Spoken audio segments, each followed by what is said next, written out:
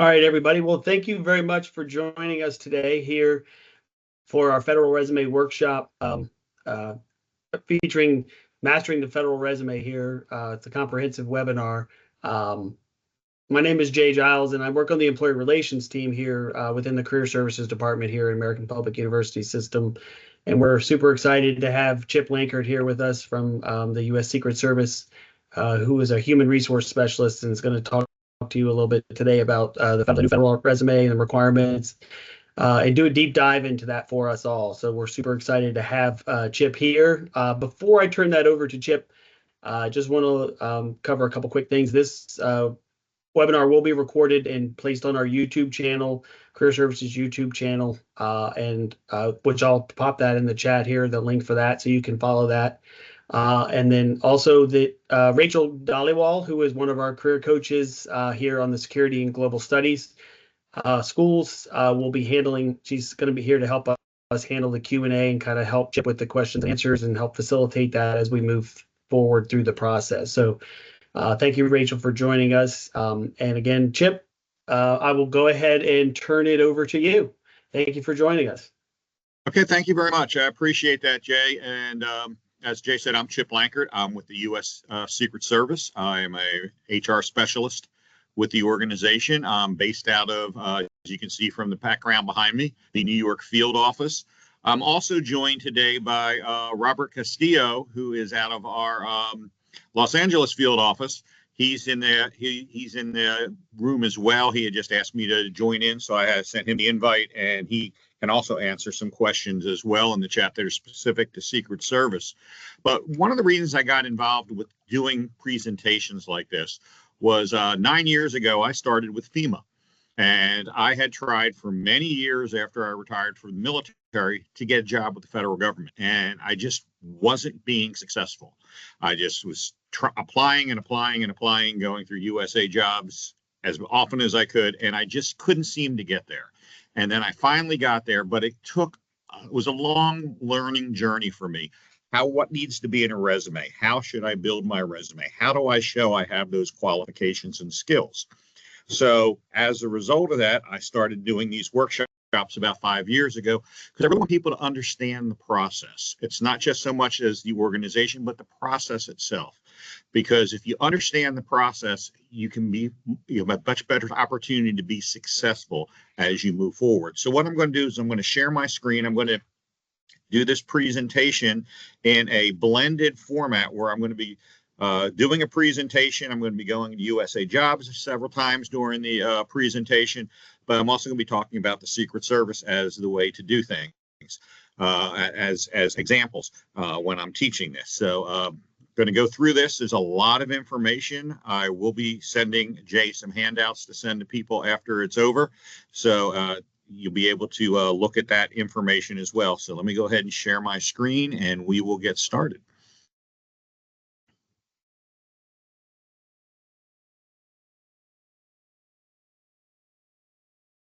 Off to the side. There we go. Okay, what I'm going to do is basics. I'm going to go into basic searching in USA Jobs. I'm going to talk about keywording and how that works. I'm going to talk about where do you go to gather the information for your resume? How should you format that resume? And then I'm going to do a Secret Service overview about the types of positions that Robert and I recruit for, because we want you to understand the process. Because one of the things you'll hear me say a lot is you don't know what you don't know. And when we start talking about some of the positions, there was a lot I didn't know that would have probably changed my career trajectory back in 1991 when I got out of the Marine Corps at the end of 10 years. Because I didn't know what I didn't know, but we'll get into that. And then we'll have some question and answer at the end as well. First thing I want to talk about is when you start talking about USA Jobs. I used to be one of these people that would say how horrible I thought USA Jobs was. But then once I started really understanding how to use it, I realized it's a great tool to help me be successful when I apply for jobs. I can target job titles and job series, the salaries or the pay grades I'm looking for, even the agencies, locations, I can even do my own keyword search to find jobs that are going to meet the criteria I'm looking for. And that way I can just look at those jobs. There are almost 10,000 jobs on USA Jobs right now. I don't want to look at all 10,000 jobs. I only want to look at the ones that meet my criteria. So understanding how to build those searches is very important as you're doing it. Then the next thing is, why do I talk about the resume? Because the resume is so important in determining your qualifications and how human resources does that.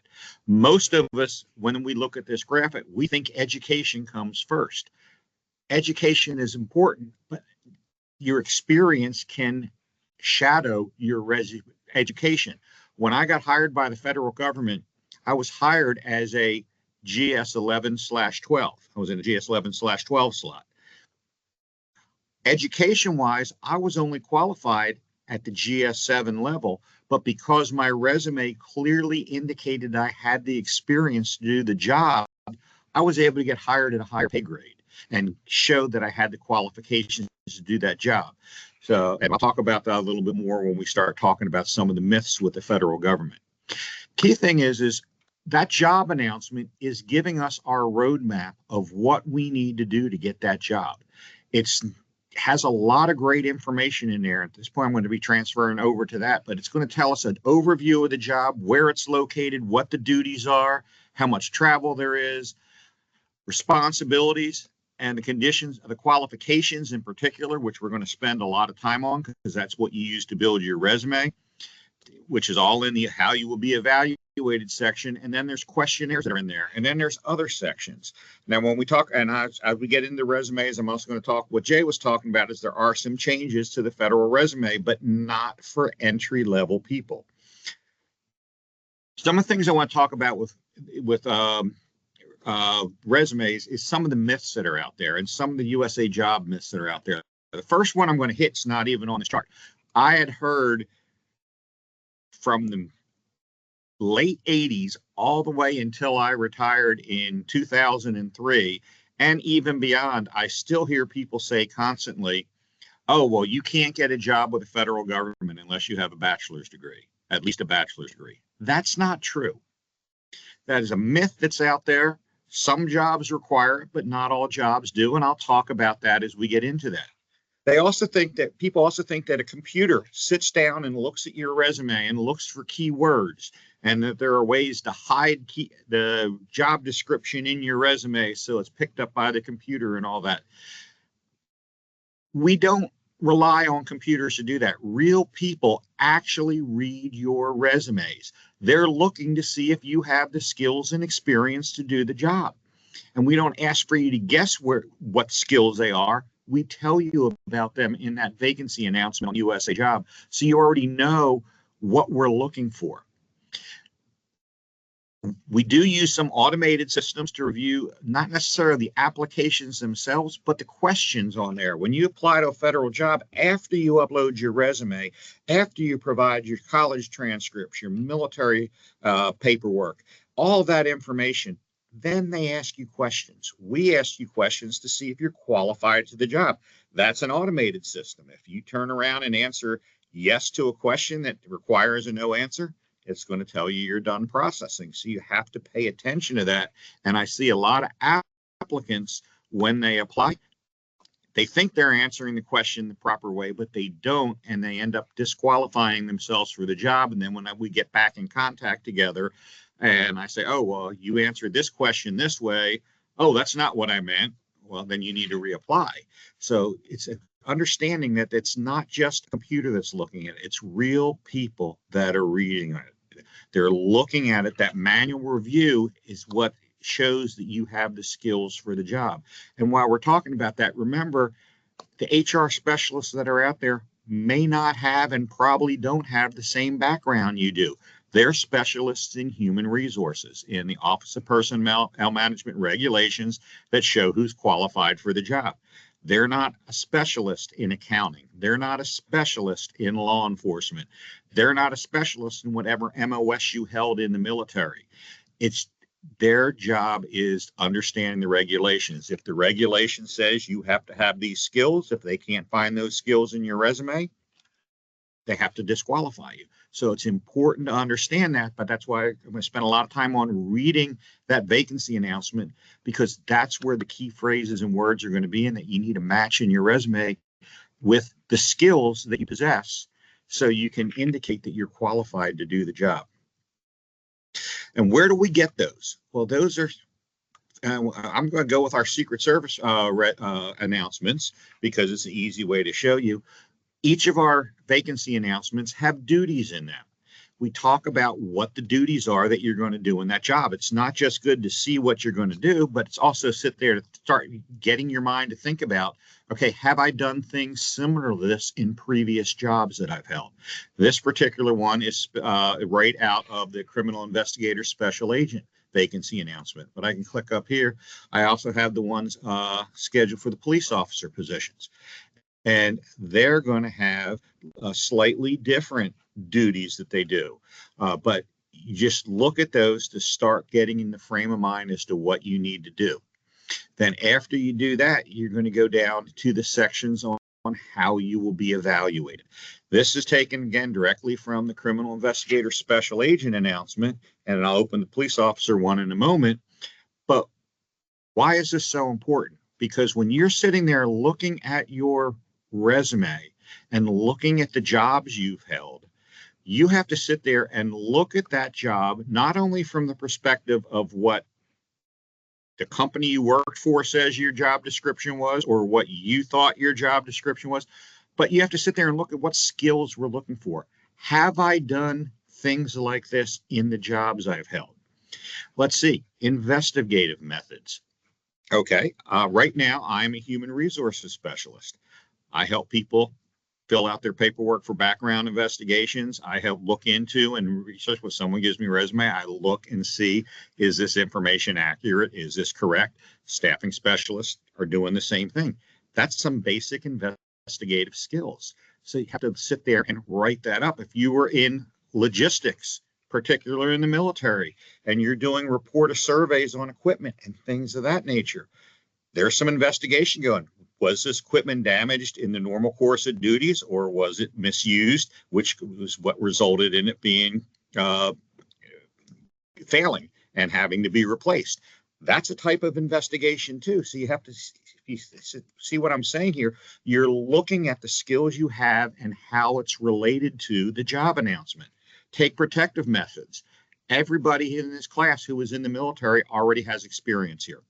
We learned our general orders. We've stood fire watch. We've stood guard duty. I've stood armory watch. I've done flight line security. I've done a lot of different ways to protect property and protect the individuals that were in my unit. So again, starting to think about the job you're looking to do from that duties, and how what I did is related to that. As you can see, I could go through each one of these here, but we only have an hour. But yeah, just look down through here. Exercising initiative. What have you done in your jobs exercising initiative? I can even go back to a job I had in high school when I was working in a warehouse for a toy store, where I was recognized for exercising initiative and found out a more efficient way to do things the way we were doing business. That's something I could list as an example of exercising initiative. Attention to detail, ability to analyze and evaluate data. All of these are skills we're looking for. So you have to really sit down and look at your job and, have I done these things in the performance of my duties in whatever job I've had? If I go back over to the police officer one, you're going to see they're looking for slightly different duties, qualifications on how you'll be evaluated. The ability to follow instructions and respect authority, obey regulations and policies, and a chain of command. That applies to almost every job out there. So you have to really sit there and read and say, have I done this? Do I have experience to demonstrate fairness and professionalism and tact while interacting with other people? Some of us learned how to do that working in the fast food restaurant or in retail sales. You just have to be able to show how you had those skills when you're describing what you did in your job. So like I said, this is the roadmap on how to make sure your resume is going to be found qualified to do the job. So take the time to read through this with your resume. Like Jay is going to talk later about a class they're doing, I think it's next week, on how to convert a standard corporate resume to a federal resume. This is part of that process. How do I show what I did to make sure it reflects the skills needed to qualify for the job? Again, this all relates back to the keywords. The keywords that are in the job title, they're essential to what you do on the job, and it shows that information so you can see what they do in the job, and you can understand what they're going to do, and you can understand what you've already done to prepare you for that job. To me, it's really exciting to me when I sit down and talk with somebody one-on-one, and we start looking through a resume like at a job fair, and start reading, and I start talking about some of the phrases from the how you will be evaluated and the light bulb, and people, oh, I've done that here, oh, I've done that there. I need to go back and rewrite my resume. And that's going to be very vital and important, because when you're rewriting your resume, one of the things I want to share with you is, again, a lot of people think that bachelor's degree is so vital and important. The bachelor's degree only qualifies you for a GS5 position. We start hiring at the GS7. If you have a 3.0 average, you're in the National Honor Society or the top 30 of your class, that's considered a superior academic achievement. That qualifies you for a GS7. Now you have that resume, but then you take the skills that are in your resume that show you've done what we're looking for, and now all of a sudden, that's how you qualify at the 9 or 11 level to get started and start at a higher salary. That's how, in my case, I started at an 11 when I was really just on college alone. I was only qualified as a 7. And that's why it's so important. That's why I stress this, because so many people are so much more qualified than they realize they are, because they haven't sat there and looked at it from this perspective. Then we're going to start talking about, when you start talking about what you did in your job, you want to show what accomplishments you have. I already talked about that a little bit from one of the jobs I had in the past. But the accomplishments are what are going to set you apart. If you can sit there and put in your resume that you analyzed a component of what they do in your job and you were able to result in a 10% savings to the company, that's huge. That sets you apart from your competition. The other reason you sit there and start looking at those accomplishments when you're building your resume is you want to build up your own confidence in yourself. You want to look at, wow, I really have done all these things. I hadn't thought about that before, but I really did do these things. And these are the accomplishments, and it's showing that you have the skills. That's what's going to help get you selected for a federal job and for an interview to get that job. We want to see that. When I sit there and say, I was an exceptional recruiter when I recruited for the Virginia National Guard. Okay, that's great. That doesn't really say anything other than I used some words.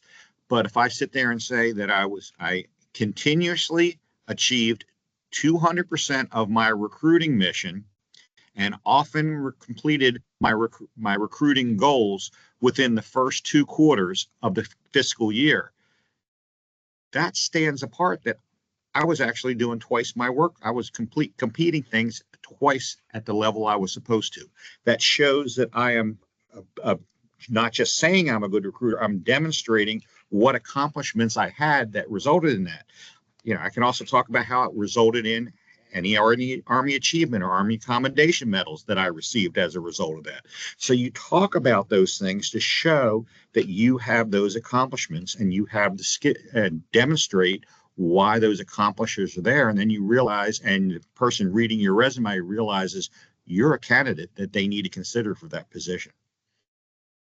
Now, where do I find these compliments and what you do or did? There's a lot of places. You can look in your past resumes. Like I was saying here, you look at the position description. What have I done in each of my jobs that are related to this? And you help develop that.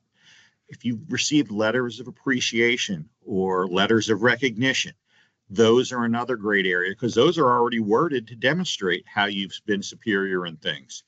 Listen to what your coworkers and your friends say about what you do and people that introduce you. I did a lot of business to business networking, and a lot of recommendations and accomplishments can be heard in the way that other people introduce you to a potential client or a potential individual. You look at your performance reports, military, you also got that's includes your NCOs, OERs, and your OERs or your fitness reports. Those information's in there and they've already written it up. Use that information to demonstrate how you were effective. You can take that verbiage out of there. There's nothing wrong with that. I already mentioned the award citations. If you received a citation and a medal for something, use some of that verbiage in your resume to demonstrate how you exceeded what was expected of you. And the other way to do it is look at other people's resumes. How did they, in similar jobs, how did they word what they did? You can ask your friends if you can see their resumes. I did a lot of that when I first got into the federal government. Hey, how did you word how you do this job in your resume? And I'd take a look at that. Another way to do it is a little program out there online called LinkedIn. People post their resumes on LinkedIn. You can see some really good resumes and you can see some really bad resumes of people that are in a job search that post their resume on LinkedIn, hoping somebody will see it. You can look at their resumes, read what they did and say, oh, I had that job too. Oh, I never thought about that. That's also what I did in my job because I didn't mention that in my resume. So you can use those to help build your resume and show and demonstrate that you have the skills necessary to do the job you're applying to. Then we're going to talk about what format should my resume be in. Should be compartmentalized in a format. You can build these very effectively through USA Jobs through their resume builder, using little small paragraphs and bullets to go ahead and show what you did. And I'm going to show you an example of how that looks in a minute. But the other thing I want to talk about is when you start talking about your experience, it doesn't just include paid jobs. It also includes that volunteer experience, but you have to put it the right way. I have a lot of volunteer experience. I actually have a half page of volunteer experience just in bullet format listed in my resume, line by line. Each one's a different thing. That doesn't tell anybody anything. It took me a long time to get past that. Then I had to use it, like saying here, a job block. I had to sit there and say, if I want to talk about what I did when I was an assistant director for Business Network International, or if I was involved in the Greater Richmond Chamber of Commerce, or whatever the organization was, I had to sit there and describe what I did just like I would a real job, because that way I could demonstrate that the skills I were performing in that job were just as vital as a paid position. And this note down here that's in the block, this is taken directly from a USA Jobs vacancy announcement. Experience refers to all paid and unpaid experience, including volunteer work, not just through national service programs, but other professional, philanthropic, religious, spiritual, community, social, student, and social organizations. That means your fraternities, your sororities, Habitat for Humanity, anything out there that you were involved in could be an area where you gained volunteer experience that you can share, because it helps you build critical competencies, knowledges, and skills, and provide you with additional training that relates directly to paid jobs. And the government says you're going to receive credit for that experience, including that volunteer experience, but you have to explain to us what you did. You can't just list that you volunteered somewhere. You have to talk about what you did.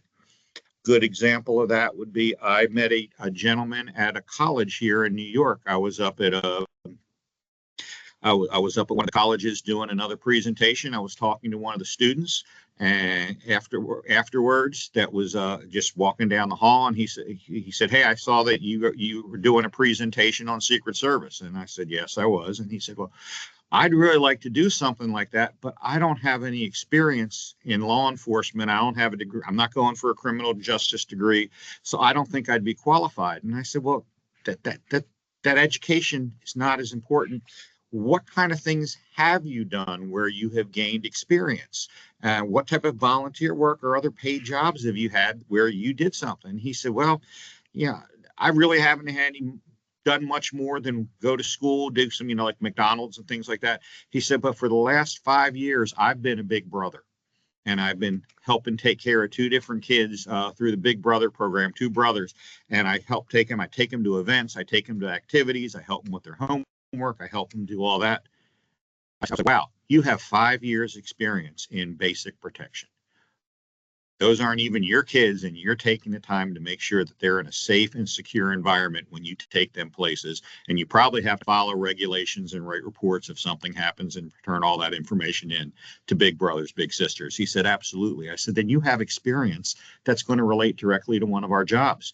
And he was so excited because he had never thought of it that way. But everything he was doing was directly related to what we do. He was protecting those young men when he was with them and taking them to different places like ball games or the library or out to play basketball or whatever it was they did. He was responsible for their safety and security while they were there. He did everything he needed to do. And he said, yeah, I had to write reports up if something happened.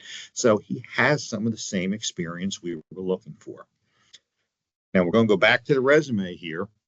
And, because most people, and this was a one I love to use because this tells me a lot of different things. This person obviously was in the military. I see a lot of acronyms in here. I have no idea what most of these acronyms mean. When I put my HR hat on, when I put my military hat on, yeah, I understand some of them. He references a regulation he worked within, but he has all these other things in here, all these other acronyms in here that most people won't have any idea what they're talking about. And those staffing specialists definitely don't know what they have. So you have to really explain that stuff out. But when you read this paragraph, it kind of all just flows together. Very difficult, very hard to understand. This is called block style writing about a job. But then what we recommend, federal resume format, is to break it out. Make it an outline format, easy to read. Separate it into what you did.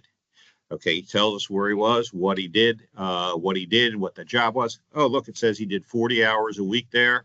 One thing he could add to this, or she could add to this, would be this is a federal position, or this is a military position. But that's just something else to enhance it a little bit. But here's what I'm going to look at. Okay, he broke out the supply and logistics system work that he did. Then he talked about operational management and technical supply guidance. And then he talked about logistics software and support system. Broke it down so it was easier to understand for the person looking for it. And this is where, when you take a look at the skills we're looking for, you can sit there and say, okay, oh, I can clearly show in here that I analyzed information and used it to make an informed decision. And you can write your resume using those skills to show you're qualified for that job. And by breaking it down so it's easier to read, it makes it easier in that staffing specialist to look through that to quickly find the skills they're looking for to show you're capable of doing the job. The other thing I'm going to encourage you to do is you should not just have one resume. I know when I first 2 times I got out of the military, and even in college and high school, everybody says you only have one resume. That's not true. You have to write the resume for the job you're looking for. When you go into USA Jobs to apply for federal jobs, you can have up to 5 resumes uploaded into USA Jobs. That doesn't just mean the same resume 5 times. That means 5 different resumes, each written to your experience in a particular career field.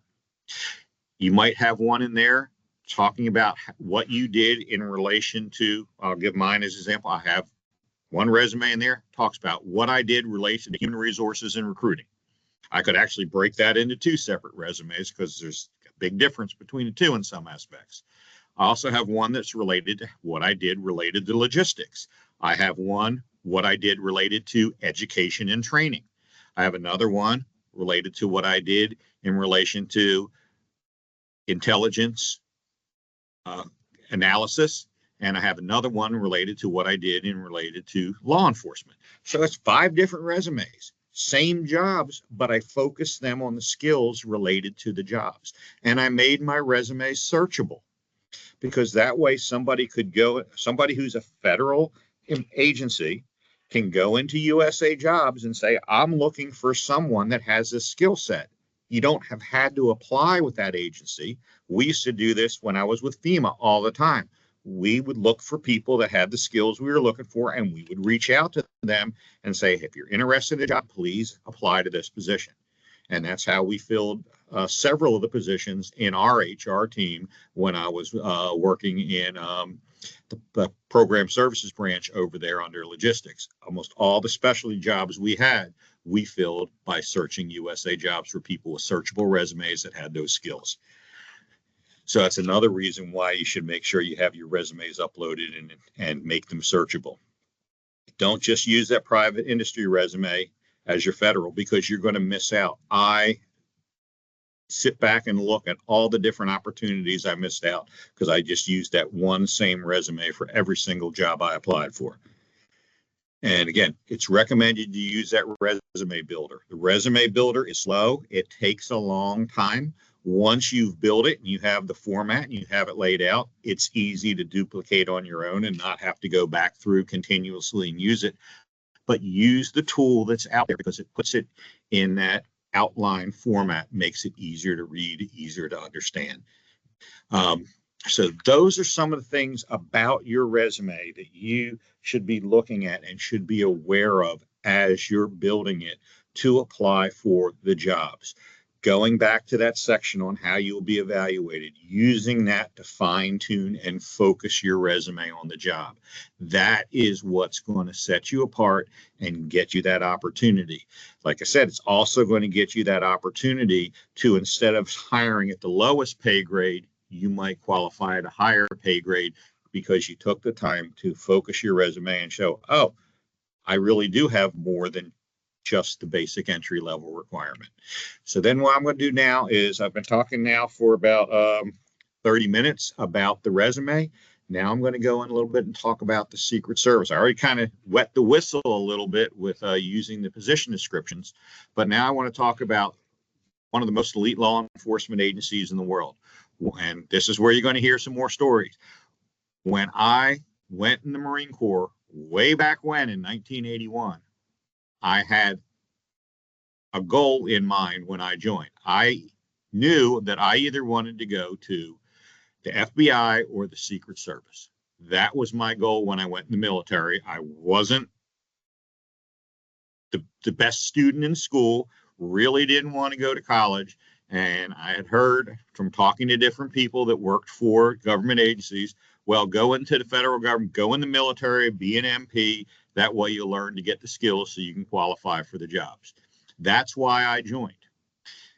Found out all kinds of things throughout the way that I knew weren't true, but that's why I joined, was because my goal was to get to the Secret Service or the FBI. And why? Because they were the two most elite law enforcement agencies I knew about. Now, the Secret Service, there's some interesting things with our history that really impressed me as I learned things about the agency. We were established in 1865 by President Lincoln on April 14th. Ironic thing about that day is that's also the day he was assassinated. We were one of the last acts he put into place to be able to go forward to put us as a bureau under the Department of Treasury. Why? Because at that point in our history, the end of the Civil War, 1/3 of all currency in the U.S. was counterfeit. And we had to get a handle on that, because you have to have the ability to trust the money you have out there. And that was our mission from its inception. Then, fast forward about 50 years, suddenly we get charged with another mission. We were also charged with the protection of the president and vice president. Up until that point, the president was protected by the Department of Army. I did spend some time in the Army, spent 12 years there, but unfortunately in that mission, the Army didn't have a great track record. So we were charged with doing the protection as well.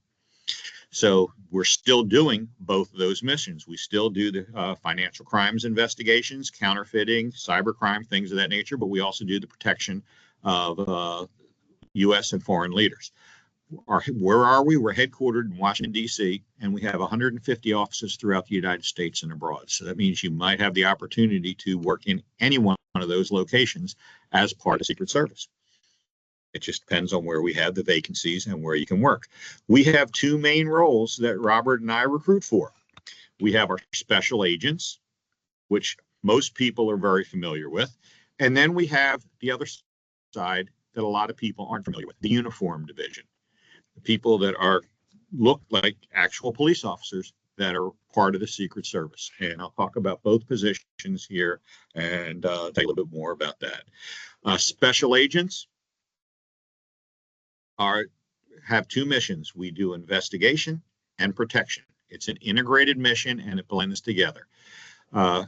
When someone becomes on board to be a special agent, once they get hired, they go through what we call 3 different phases of their career. The first phase is an investigations phase. It typically lasts 3 to 5 years. So you get hired into the area where you decide you're going to work from. You go into that position. You're involved in also all types of financial crimes investigations that get reported with our agency, supporting other agencies, whatever needs to be done as part of the mission. Typically, like I said, that lasts about 3 to 5 years. But remember, we have an integrated mission.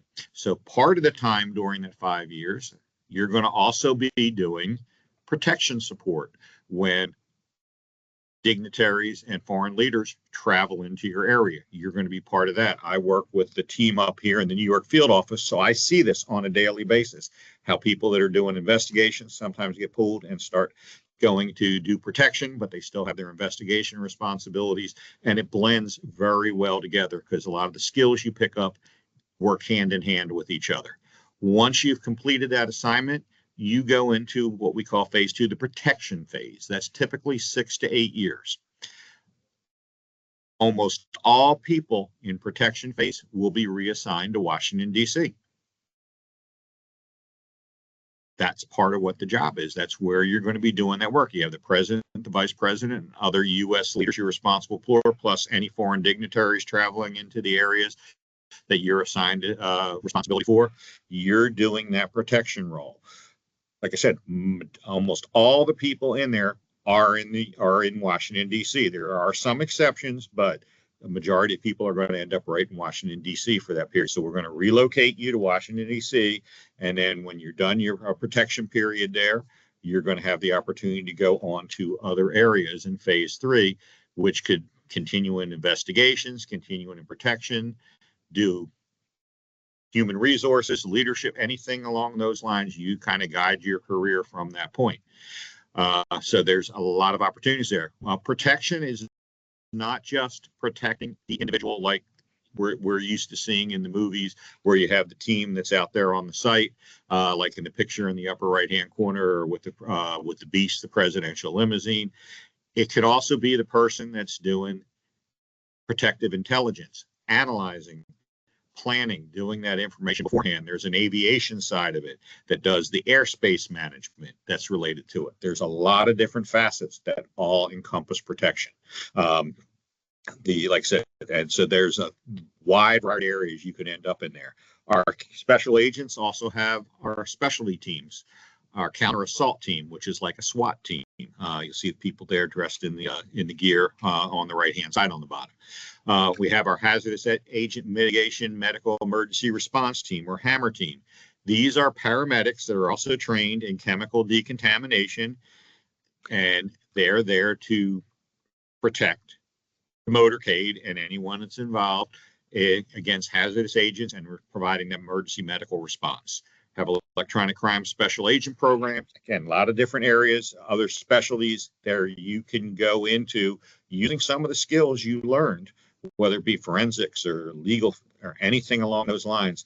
Even some of our people go back and say, I want to go into training. I want to start training and teaching the new agents, or I want to start training and teaching people at other law enforcement agencies how to do cybercrime investigation. A lot of great opportunities that our special agents get to do. The other side, the one that could have been a different path for me in my career, was the uniform division. I had never heard of that when I was in the Marine Corps. I spent 10 years in Marine Corps, did 5 as an MP, 5 in counterintelligence, got out, and I only had a high school diploma. And I listened to the myth that said you can only get a federal job if you had a bachelor's degree. Didn't know uniform division even existed. They only require a high school diploma. I was fully qualified for this, and I could have stayed in law enforcement. I could have gotten the specialty that I was looking for in the Marine Corps, but I never could seem to get the slot for the school. So there's a lot of opportunities. What does our uniform division do? They protect the White House, the National Observatory, where the Vice President lives, and the Foreign Mission Branch, which are the embassies down in Washington, D.C. That's their assigned area.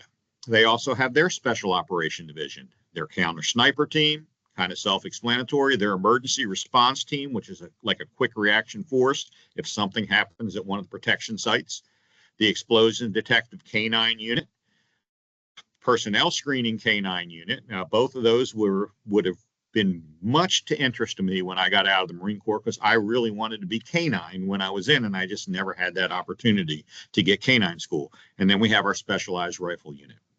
They do a lot of, they are sworn law enforcement officers in the District of Columbia. So they do a lot of bicycle patrol, vehicle patrols, motorcade support, crime scene investigation. They're involved in all of that as police officers for the Secret Service. So again, a lot of great assignments in there. I just never knew this existed. I didn't know what I didn't know. And back in 1991, when I got out of the Marine Corps, we didn't have the Google for me to go out there and say, what's the information on this? I would have to go up to DC from North Carolina to see what's out there, to try and talk to people to see what the requirements were for the jobs, because I just didn't know it, and I didn't know anybody up there, so I didn't even know where to begin to look. So that's how you have to look at it. That's how you have to look at it. Now, all of our agents and law enforcement and police officers are going to go through the Federal Law Enforcement Training Center. It's a 13-week course. You're going to learn all the basics about being a federal police officer. That's legal, the firearms, everything else that goes along with that, physical fitness, handcuffing, etc. Then you're going to go up to our training center in Beltsville, Maryland. Either 16 to 18 weeks, depending on which job you select. Special agents, you're going to learn investigation and protective techniques. It's very interesting to sit there and watch the training as it's going on. I've been up there for some other courses myself and some other events that I've had to do up there, and watching people learn how to do protection details, watch them learn how to do the driving, watching individuals learn each of the components of their job. That's what we teach them up there, how to do the basics of the investigation, everything related to that. Uniform divisions are going to be taught the protective techniques relevant to the jobs that they're doing, whether it be at the White House, the National Observatory. They're going to work with the training they need in order to be able to do their jobs and interact with not only the public, but our leaders in our country. So there's a lot of great training that goes on both sides when you're in the training academy. Now, one of the things I like about this is I know I have some veterans that are in this class today. All of us veterans qualified for our GI Bill. GI Bill changed at 9/11, and we now get our basic housing allowance along with it. If you come to work with Secret Service, and when you're in FLETC and when you're in JRTC, you also draw your GI Bill and the housing allowance on top of your salary, on top of the fact that we're paying for your lodging and we're paying for your meals and we're providing you what you need for that. You're also going to be able to draw that. So it's kind of an extra incentive that you get to use the benefits that you're qualified for. Part of the process, everybody knows it was coming, it's physical fitness. We do. I just did a physical assessment test last night up here in New York at an indoor track. Evaluate 1 minute of push-ups, 1 minute of sit-ups, a timed Illinois agility run, and a timed 1.5 mile run. Went through the whole assessment with individuals. You have to be prepared for this. You should be prepared for it when you apply, because as soon as you get completed with your entrance examination, within a couple of weeks, they're going to be scheduling you for your physical fitness test. So you have to be prepared for this when you get in. You can look at the requirements here. We just need you to get 20 points. You got a potential of 8 points in each category. So you have to, if you're weak in one, you have to make sure you're stronger in another. So look to see what's out there. And when I work with individuals who are applying, I also send you information to help you be successful during this process. The other things I'm going to share is we do have recruitment bonuses for people that have never been in these jobs before. Special agents get $40,000, uniform division $50,000, and special operations get $60,000 bonuses. Those are factored in automatically when you apply. If you're eligible, they're going to automatically process that paperwork for you. Nothing extra you have to do on your end. But just letting you know that they're out there. I always share that because I want you to have all the knowledge when you're looking at position. Now, what does it take to get a position? I'm going to wrap it up here real quick so we have time for questions. Just going to go through this part of it. If you are looking for a position with as a special agent uniform division, first requirement is you have to be a U.S. citizen. Also, you have to possess a valid driver's license, real ID. You have to have one of those. So if you're one of those, and I've run into a lot of people up here in New York, and I get it, that don't have a driver's license because they took the subway and the buses their whole life. You have to get that driver's license as part of the requirement for the job. Can also have no visible body markings. What do I mean by that? You can see I'm wearing a coat and tie. Look at my collar. No tattoos above the collar. No tattoos, no body marking, anything like that. No tattoos or body markings below the wrist. The only exception to that is on your ring finger, you can have a conservative ring tattooed on that finger. That is the only exception to the body markings. If you have any others, you have to get them removed. We had a gentleman last night was taking his assessment test, and he showed us the documentation was in there. He already has 3 appointments scheduled to have that tattoo removed. He has to have that done before he is able to come on board. What are the age requirements? Age requirement for uniform division starts at 20. Special agent starts at 21, up to 37 at the time of appointment. If you have veterans preference or your former 1811 or 0800, you are eligible for a waiver up to the age of 40. For the law enforcement side, there is no waiver beyond 40. And I'm going to share. I missed that when I came to Secret Service. When I was finally retired from the military, I was 42 years old. I never thought I'd have the opportunity to go to Secret Service. I thought I'd missed that window.